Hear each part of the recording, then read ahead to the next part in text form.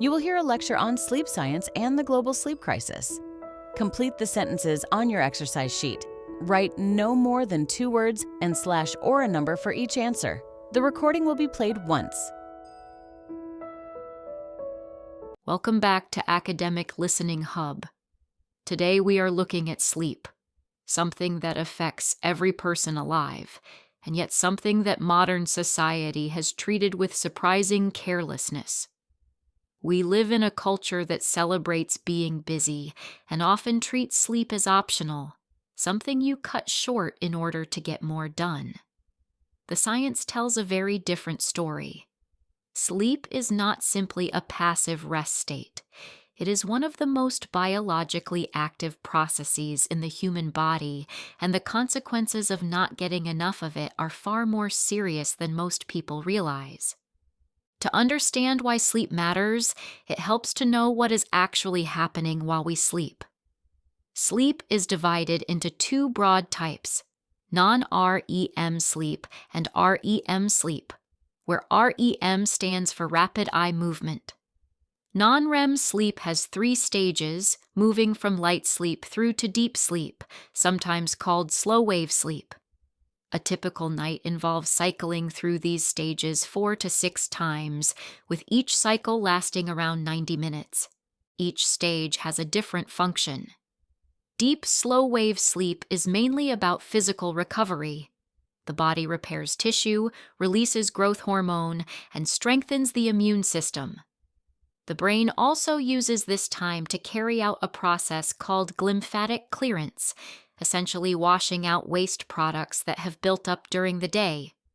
One of those waste products is a protein called beta-amyloid, and its accumulation in the brain is strongly linked to Alzheimer's disease.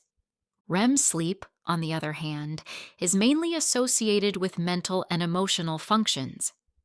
This is the stage where the brain processes memories, integrates new information with what we already know, and works through emotional experiences.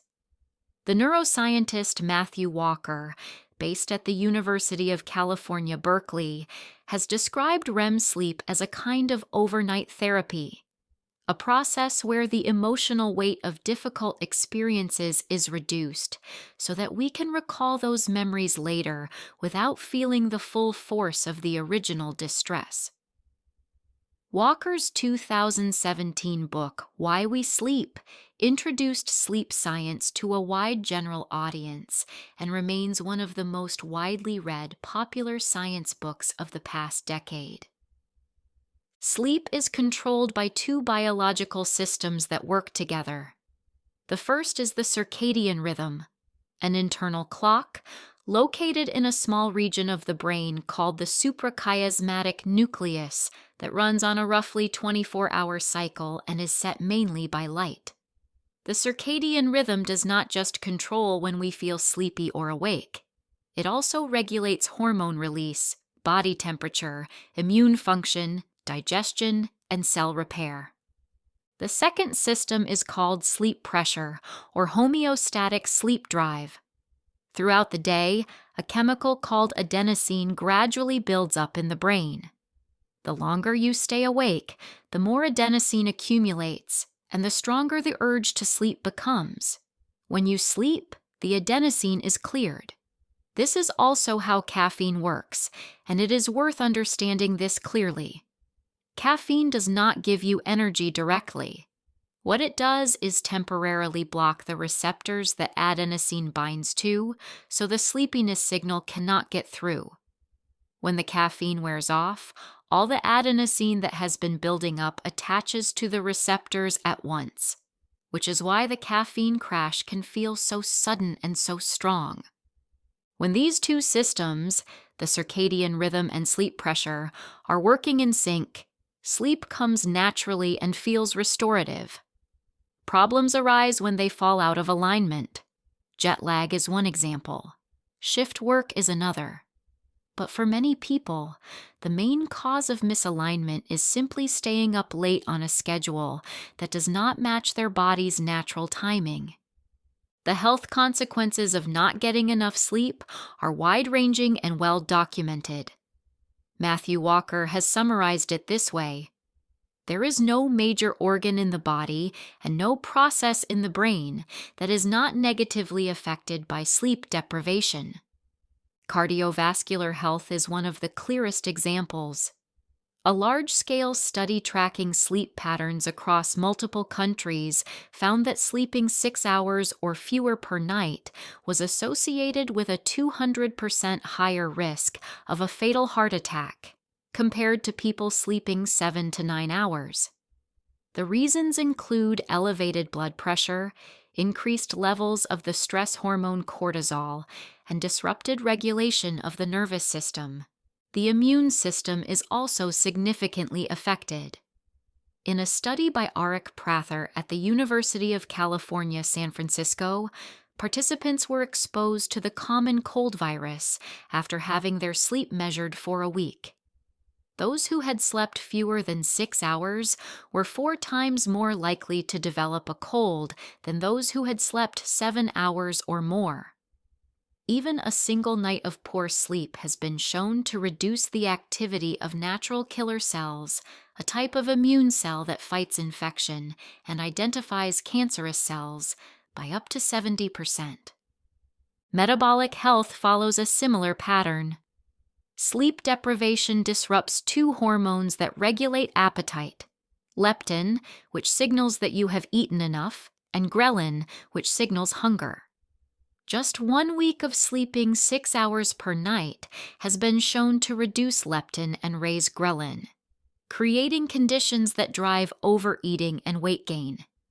Combined with impaired glucose regulation, this creates a direct biological path toward type 2 diabetes. Cognitive performance also deteriorates quickly. After 17 hours without sleep, mental impairment is roughly equivalent to a blood alcohol level of 0.05%, above the legal driving limit in many countries. After 24 hours, it is equivalent to 0.1%. What makes this particularly concerning is that sleep-deprived people consistently underestimate how impaired they are. They feel more capable than they actually are. By almost any measure, we are in the middle of a global sleep crisis. The World Health Organization has described insufficient sleep as an epidemic across industrialized nations. In the United States, more than a third of adults regularly sleep fewer than the recommended 7 hours per night. Japan has some of the lowest average sleep durations in the world, around 6 hours and 22 minutes per night. The Japanese language even has a word for sleeping in public places to make up for lost sleep at home: inamuri. Several factors are driving this crisis. One is artificial light, particularly the blue spectrum light from phones, tablets, and computer screens. This type of light suppresses melatonin, the hormone that signals to the body that it is time to sleep. Melatonin production normally rises in the early evening as light levels fall. Exposure to screen light in the hours before bed can delay this by 2 to 3 hours, making it much harder to fall asleep at a normal time. Workplace culture is another factor. In many industries, finance, law, medicine, technology, working long hours is seen as a sign of commitment, and sleeping less is treated as a badge of honor. The economic cost of this attitude is significant. A 2016 study by the Rand Corporation estimated that the United States loses around $411 billion each year in lost productivity due to sleep deprivation, more than any other developed nation. So what does the science recommend? The consensus is clear. Adults need between 7 and 9 hours of sleep per night for good health and cognitive function. Children and teenagers need more. Adolescents, in particular, experience a biological shift during puberty that pushes their sleep timing later. They are not simply choosing to stay up. Their bodies are programmed to do so. Early school start times directly conflict with this, and several school districts in the United States that have moved to later start times have seen improvements in academic results, mental health, and road safety among young drivers. At the individual level, the most consistently recommended practices are straightforward. Keep a regular sleep and wake time 7 days a week. Keep the bedroom cool, dark, and quiet. Avoid caffeine after early afternoon. Limit alcohol, which, despite common belief, disrupts sleep and reduces REM, and cut down on screen use in the hour before bed. For people with chronic insomnia, the most effective treatment is not sleeping pills. It is cognitive behavioral therapy for insomnia, known as CBT-I. This approach addresses the thoughts and habits that maintain insomnia, rather than simply inducing sleep with medication. Research consistently shows it outperforms sleeping pills both in the short term and over time. Sleep is not a lifestyle preference. It is a biological necessity, as essential as food or water. A culture that treats sleep deprivation as a sign of dedication is not a culture of high performance. It is a culture that is quietly damaging the health, safety, and productivity of the people within it. Understanding the science of sleep is a first step toward changing that. Okay, it's time to check your answers. Pause here if you need one more moment. And let's see how you did.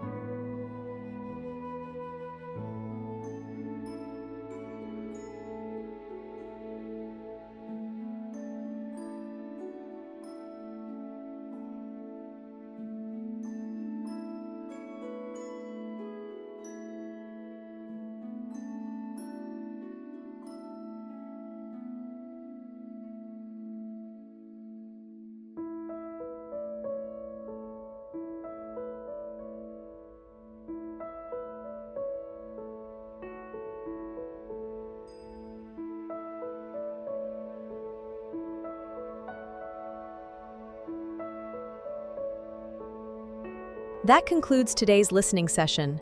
To stay updated with our next videos, make sure to subscribe. Thank you for watching and see you next time.